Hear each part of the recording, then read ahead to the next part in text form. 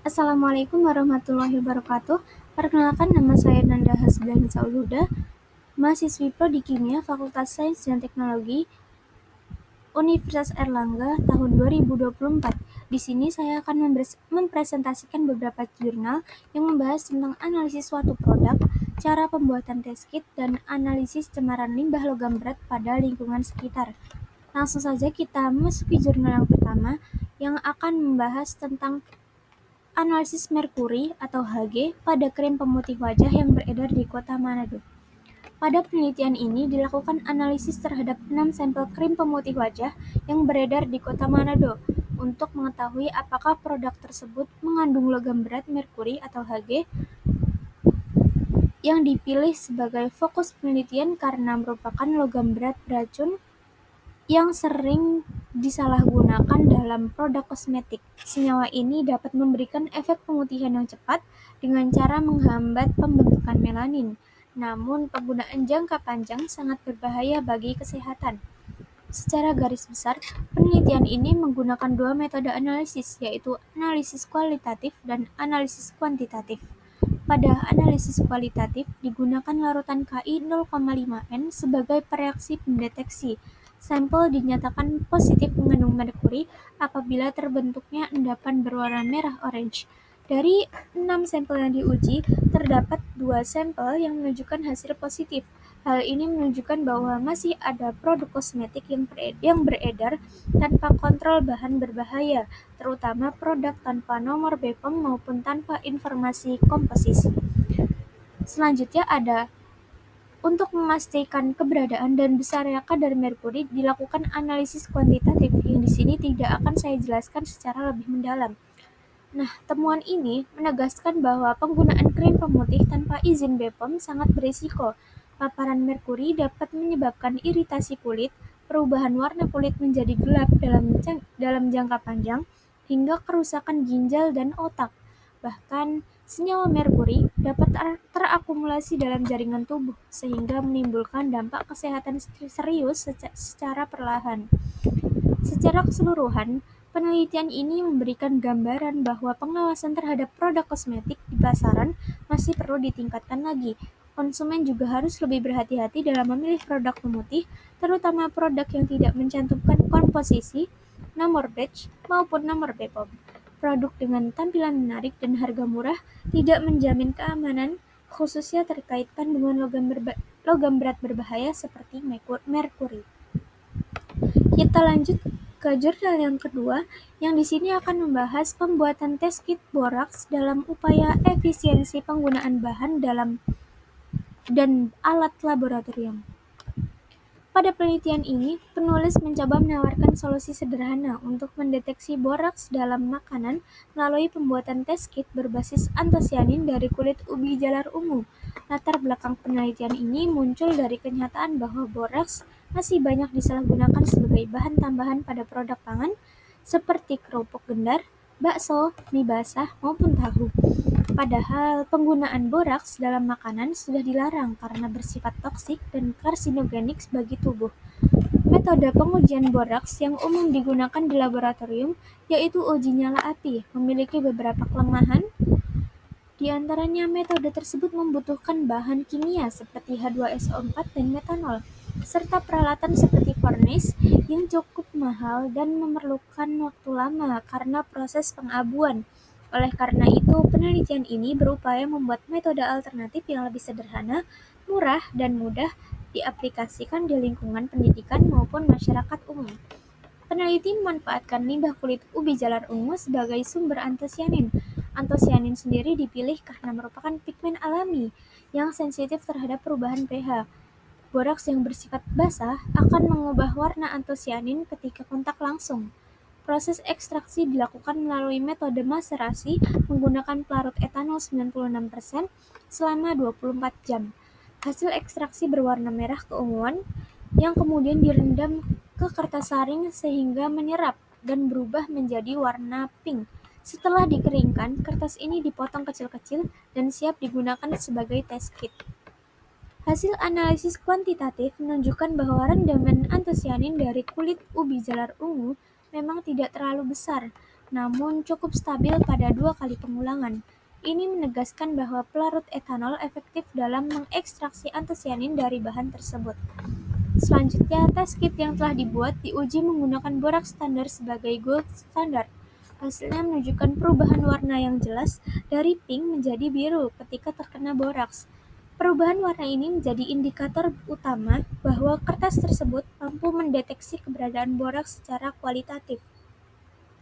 Test kit kemudian diuji pada 4 sampel makanan yang umum diduga menggunakan boraks, yaitu kerupuk gendar, tahu putih, bakso, dan mie. Hasil pengujian menunjukkan bahwa hanya kerupuk gendar yang memberikan perubahan warna dari pink menjadi biru, sehingga dinyatakan positif mengandung boraks. Sementara itu, 3 sampel lainnya tetap berwarna pink, sehingga dianggap negatif.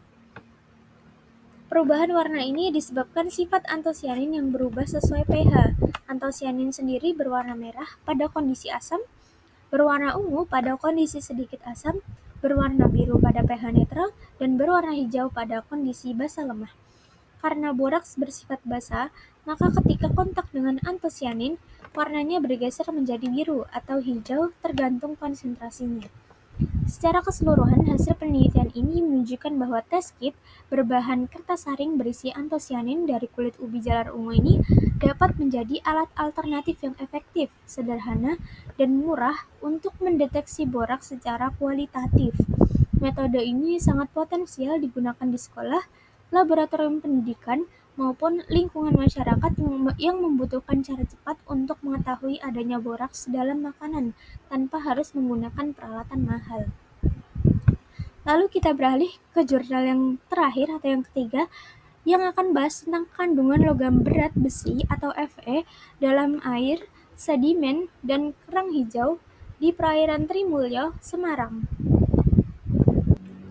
Pada penelitian ini, penulis meneliti kandungan logam berat besi atau Fe pada 3 komponen lingkungan, yaitu air, sedimen, dan kerang hijau di perairan Trimulyo, Semarang.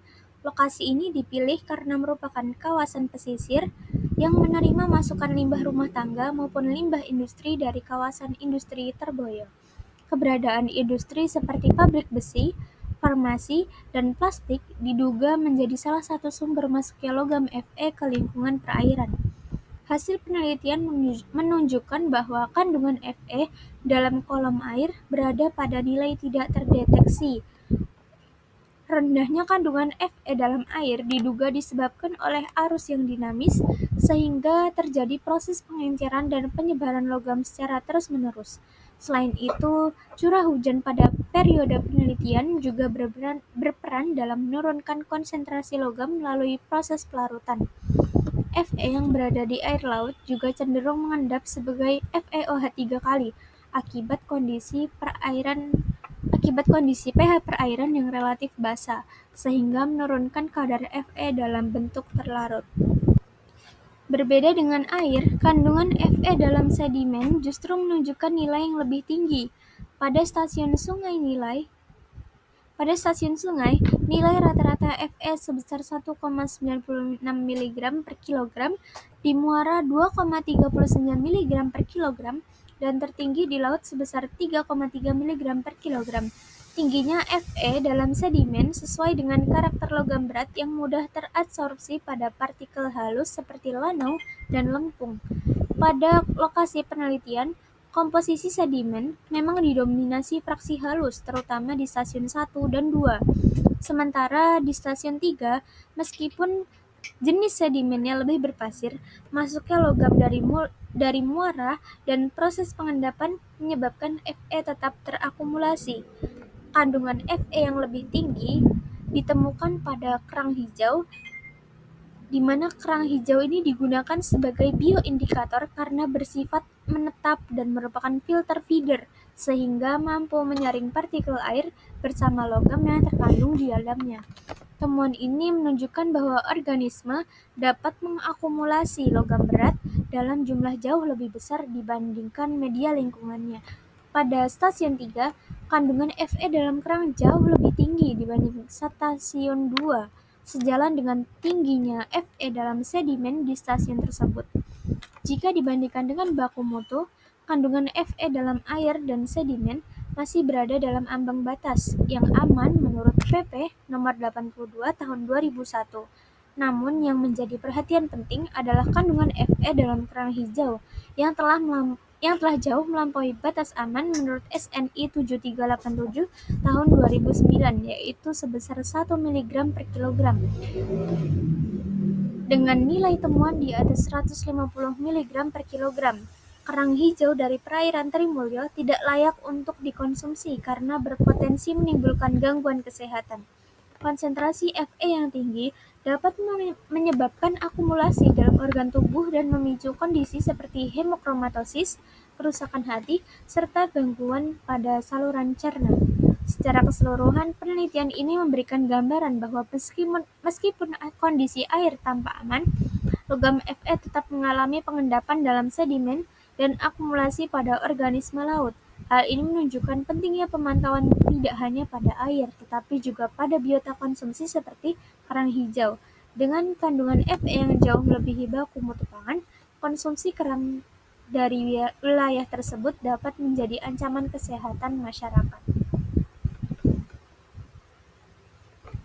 Sebagai kesimpulan akhir, keempat jurnal yang telah dibahas memberikan gambaran komprehensif mengenai pentingnya metode analisis kimia dalam memantau keamanan produk dan kualitas lingkungan. Pengembangan tes kit boraks menunjukkan inovasi yang relevan dan efisien untuk deteksi cepat di lapangan. Sementara itu, temuan mengenai tingginya kandungan merkuri pada kosmetik ilegal dan akumulasi logam Fe pada sedimen serta biota laut menegaskan perlunya pengawasan regulasi yang lebih ketat.